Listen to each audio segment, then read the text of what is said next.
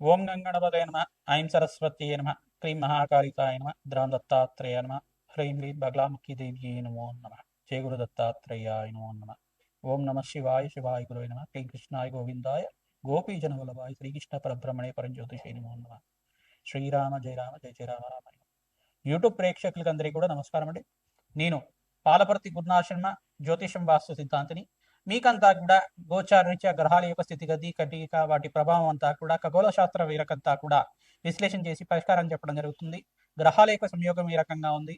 ఈ యొక్క గ్రహాల యొక్క స్థితి వాటి ప్రభావం అంతా కూడా మేషాది ద్వాదశ రాశుల వాళ్ళకి ఎటువంటి ప్రభావం చూపబోతున్నాయి అనేది విశ్లేషణ చేయడం జరుగుతుంది. ప్రధానంగా శుక్రుడి యొక్క కారకత్వాలంతా కూడా విశ్లేషణ చేసుకుంటూ ప్రధానంగా గోచారీత్యా శుక్రుడు ఈ రకంగా మీకంతా కూడా శుభయోగాన్ని ఇవ్వబోతున్నాడు విశ్లేషణ చేయడం జరుగుతుంది. ప్రధానంగా శుక్రుడు శని యొక్క ప్రభావం అంతా కూడా ఈ యొక్క గోచారిత్య ఫలితాలంతా కూడా సంపూర్ణంగా విశ్లేషణ చేయడం జరుగుతుంది.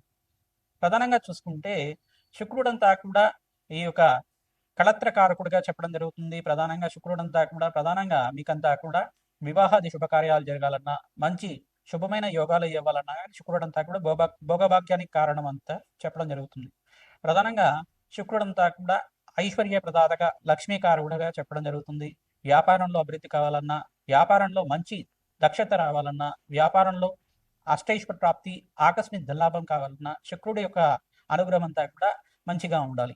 జాతకరీత్యా చూసుకుంటే శుక్రుడు మిత్రస్థానంలో అత్యంత శుభుడిగా ఉంటాడు.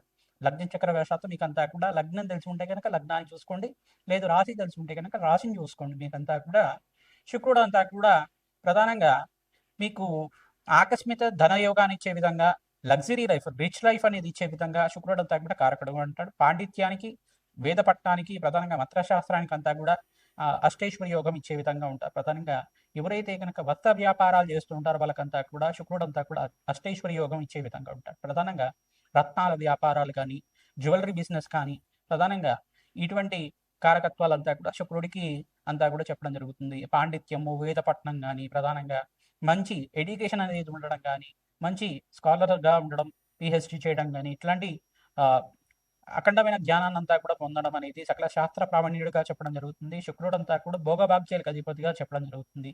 అష్టైశ్వర్య యోగాలు, రాజయోగాలు సిద్ధించాలన్నా, దేశాన్ని చేయాలన్నా, దేశాన్ని అంతా కూడా సాధించాలన్నా శుక్రుడి యొక్క అనుగ్రహం అంతా కూడా మెండుగా ఉండాలి. ప్రధానంగా కళలకంతా కూడా అధిపతిగా చెప్పడం జరుగుతుంది. లలిత కళలు కానీ, ప్రధానంగా ఈ యొక్క నృత్యం కానీ, గీతం కానీ, ప్రధానంగా పాండిత్యం, కవిత్వం కానీ ఇవన్నీ ఉండాలన్నా శుక్రుడి యొక్క అనుగ్రహం ఉండాలి. ప్రధానంగా కళాత్మకమైన జీవితం జీవించాలన్నా, శరీరంలో కానీ, ప్రధానంగా చూసుకుంటే మంచి నృత్య కళాకారులుగా ఉండాలన్నా కానీ మంచిగా శుక్రుడి యొక్క అనుగ్రహం మెండుగా ఉండాలి.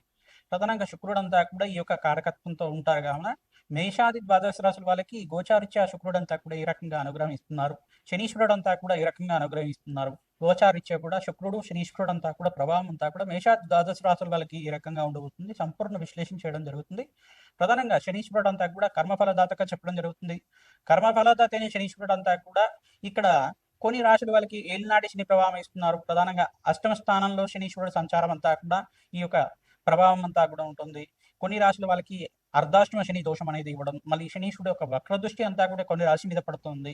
ఈ యొక్క కళత్రకారకుడైన ఈ యొక్క శుక్రుడు మరి ఈ యొక్క కర్మఫల శనీశ్వరుడు అనుగ్రహం వల్ల ఈ యొక్క మేషాది ద్వాదశ రాశి వాళ్ళకి ఎటువంటి ప్రభావం చూపిస్తుంది, ఆర్థికంగా వాళ్ళకి ఎటువంటి లాభాలు గణించడానికి ఎటువంటి పరిష్కారం ఆచరించాలి. ప్రధానంగా నవగ్రహాల యొక్క స్థితిగతి సంయోగం వల్లనే అంతా కూడా ఈ యొక్క చతుర్గ్రహ కూటమి, పంచగ్రహ కూటమి, షష్టగ్రహ కూటమి అంతా కూడా గోచారిత్య స్వభావం జరుగుతుంది. ప్రధానంగా ఈ యొక్క సంయోగం వల్ల ప్రధానంగా మేషాది ద్వాదశ రాశుల మీద ఎటువంటి ప్రభావం చూపిస్తున్నాయనేది సంపూర్ణంగా విశ్లేషణ చేయడం జరుగుతుంది. ప్రతినిత్యం కూడా గోమాత సేవ చేసుకోవడం వల్ల సకల గ్రహదోష నివారణ జరుగుతుంది. కులదేవత ఆరాధన ప్రతినిత్యం కూడా ఆచరించాలి. శుక్రుడి యొక్క అనుగ్రహం కోసం ప్రతినిత్యం కూడా మహాలక్ష్మీదేవి ఆరాధన, ఈ యొక్క కనకదార స్తోత్రాన్ని చదువుకోవడం వల్ల విశేషంగా ధనప్రాప్తి లభించడానికి ఆస్కారం ఉంటుంది. బెల్లం పరవణాన్ని మహాలక్ష్మీదేవికి ప్రతినిత్యం కూడా ఈ యొక్క ప్రదోష కాలంలో 6:30 నుంచి 7:30 మధ్యలో అంతా కూడా మహాలక్ష్మీదేవి అష్టకాన్ని చదువుకుంటూ, మహాలక్ష్మీదేవి అష్టోత్తర నామాలు చదువుకుంటూ కానీ, సహస్రనామాన్ని చదువుకుంటూ కానీ ఈ యొక్క బెల్లం పరవణాన్ని అంతా కూడా నివేదన చేయడం వల్ల మహాలక్ష్మి స్థిరనివాసం లభించడానికి ఆస్కారం ఉంటుంది. కలత్రకారకుడైన ఈ యొక్క శుక్రుడంతా కూడా వివాహాది శుభకార్యాలు జరగాలన్నా, వంశాభివృద్ధి కలగాలన్నా, మీకు అన్యోన్యమైన దాంపత్యం కలగాలన్నా, అఖండమైన సుఖ జీవితం లభించాలన్నా, భోగభాగ్యమైన రాజయోగాలు సిద్ధించాలన్నా శుక్రుడు అనుగ్రహం కావాలి. ఇక్కడ కర్మఫలదాతైన శనీశ్వరుడు అనుగ్రహం కూడా మంచిగా ఉండాలి.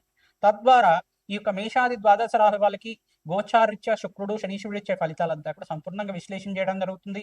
వీడియో అంతా కూడా చూడండి, మీరు లైక్ చేయండి, సబ్స్క్రైబ్ చేయండి. తద్వారా మీకంతా కూడా ఈ యొక్క ఫలితాలు పరిష్కారం అంతా కూడా మీరు మంచిగా ఆచరించడం వల్ల మీకంతా కూడా మంచి ఫలితాలు రావడానికి ఆస్కారం ఉంటుంది. జగన్మాత అనుగ్రహం వల్ల మీకంతా కూడా అష్టైశ్వర్య ప్రాప్తి కలగాలని చెప్పి ఆశీర్వాదం చేస్తున్నాం. ప్రతినిత్యం కూడా మీరు చెప్పే ఈ యొక్క పరిష్కారం అంతా కూడా ఆచరించండి. మీ జాతకరీత్యా ఎటువంటి సందేహాలు ఉన్నా కానీ మా యొక్క ఫోన్ నెంబర్కి అంతా కూడా అపాయింట్మెంట్ తీసుకొని మీరంతా కూడా జన్మ జాతకాన్ని అంతా కూడా పరిష్కారం ఆచరించడం వల్ల విశేషమైన పుణ్య ఫలితాలు పొందుతారు. శ్రీమాత్రే నమః. మీనరాశి జాతకులకి గోచారరీత్యా ఈ యొక్క ఏలినాటి శని ప్రభావం ఉంది కావున ప్రతినిత్యం కూడా నవగ్రహ ఆరాధన చేసుకోవడం వల్ల విశేషమైన పుణ్య ఫలితాలు పొందడానికి ఆస్కారం ఉంటుంది. శనీశ్వర ప్రీతికరంగా ప్రతినిత్యం కూడా మీరు తైలాభిషేకం ఆచరించుకోవడం శ్రేష్టమైన ఫలితాలు పొందుతారు. ప్రధానంగా శనీశ్వరుడు శుక్రుడు యొక్క సంయోగం అంతా కూడా ఏప్రిల్ నెలలో మీనరాశిలో సంయోగం జరుగుతుంది. విశేషమైన పుణ్యప్రాప్తి లభించడానికి ఆస్కారం ఉంటుంది. ఆకస్మికంగా లక్ష్మీ కటాకం సిద్ధించడానికి ఆస్కారం ఉంటుంది. ధనయోగం అంతా కూడా సిద్ధించడానికి ఆస్కారం ఉంటుంది. రాజయోగం అంతా కూడా సిద్ధించడానికి ప్రతినిత్యం కూడా మీరు బుధాదిత్య యోగంలో ఇక్కడ బుధుడంతా కూడా సూర్య భగవానుడితో పాటు కలియిక జరిగినప్పుడు మీకంతా కూడా బృహస్పతి ఉచ్చస్థానంలో మార్పు జరిగిన తర్వాత రాజయోగాన్ని అంతా కూడా చూస్తారు. వివాహాది శుభకార్యాలు సిద్ధించడానికి కానీ ఆస్కారం ఉంటుంది. గృహయోగం అంతా కూడా స్వగృహం అంతా కూడా సిద్ధించడానికి ఆస్కారం ఉంటుంది. మంచి గృహప్రవేశం కూడా జరగడానికి ఆస్కారం ఉంటుంది. మంచిగా భూసంపద కానీ గృహయోగం కానీ స్థిరాస్తి లభించడం కానీ ఈ సంవత్సరం అంతా కూడా మంచి సెటిల్మెంట్ అవడానికి కానీ ఆస్కారం ఉంటుంది. ఫైనాన్షియల్ గా గ్రోత్ అనేది మీకంతా కూడా బిజినెస్ లో అంతా కూడా చూస్తుంటారు. వివాహాది శుభకార్యాలు జరగడం కానీ ఫైనాన్షియల్ గా బాగా సెటిల్మెంట్ అవడం కానీ ఆస్కారం ఉంటుంది. కష్టాలు ఆర్థిక ఇబ్బంది నుంచి బయటపడడానికి మార్గం అంతా కూడా ఈ సంవత్సరం అంతా కూడా రాజయోగంగా చెప్పడం జరుగుతుంది.